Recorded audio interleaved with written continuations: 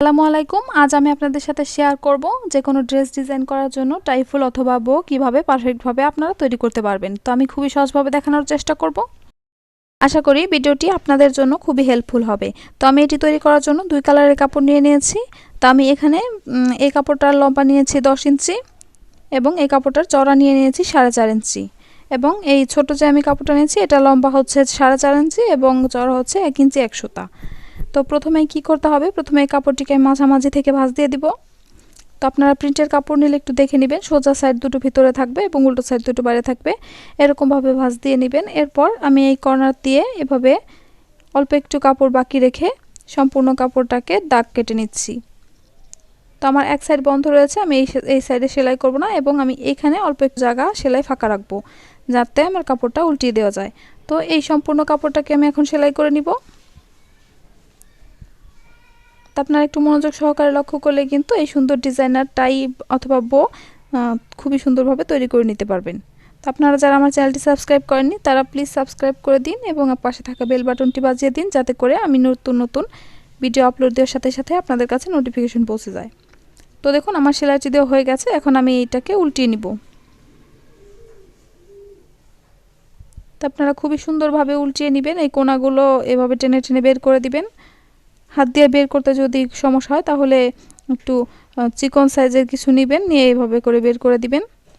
তো দেখুন আমি সবগুলো কোণা বের করে নিয়েছি। এরপর আমি এই চার সাইডে চিকন করে একটি সেলাই বসিয়ে দিব।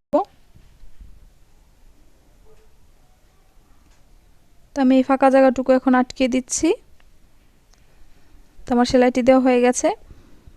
এরপর আমি এই কাপড়টার মাঝামাঝি এখান দিয়ে আরেকটি সেলাই বসিয়ে দিব। তো আপনারা দেখে নেবেন এই সেলাইটা যেন ঠিক মাঝামাঝি স্থানে হয়।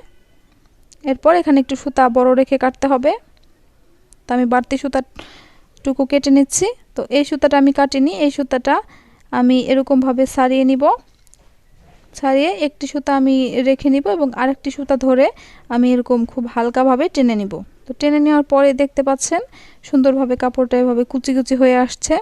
বেশি জোরে টানা যাবে না, তাহলে কিন্তু সুতাটা ছিঁড়ে যাবে। তো এরকমভাবে সমান করে কুচি কুচি দিয়ে নিয়ে তারপরে এইভাবে সুতাটাকে পেঁচিয়ে নিতে হবে।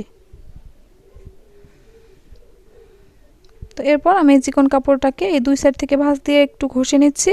এরপর মাঝামাঝি আরেকটি ভাঁজ দিয়ে ফিতার মতো করে নিচ্ছি। তো এখন এটিকে আমি এরকমভাবে সুন্দরভাবে পেঁচিয়ে নিচ্ছি।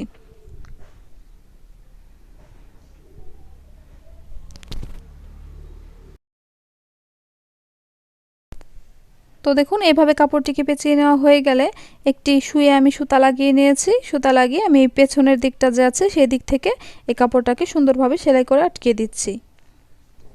তো এটা কিন্তু খুবই সহজ। তো আপনারা যে কোনো ড্রেস ডিজাইন করার জন্য এটি ব্যবহার করতে পারেন। বিশেষ করে বাচ্চাদের ড্রেসে যদি এটা ব্যবহার করেন তাহলে কিন্তু ড্রেসের সৌন্দর্যটা অনেক বেড়ে যায়। তো দেখুন কতটা সুন্দর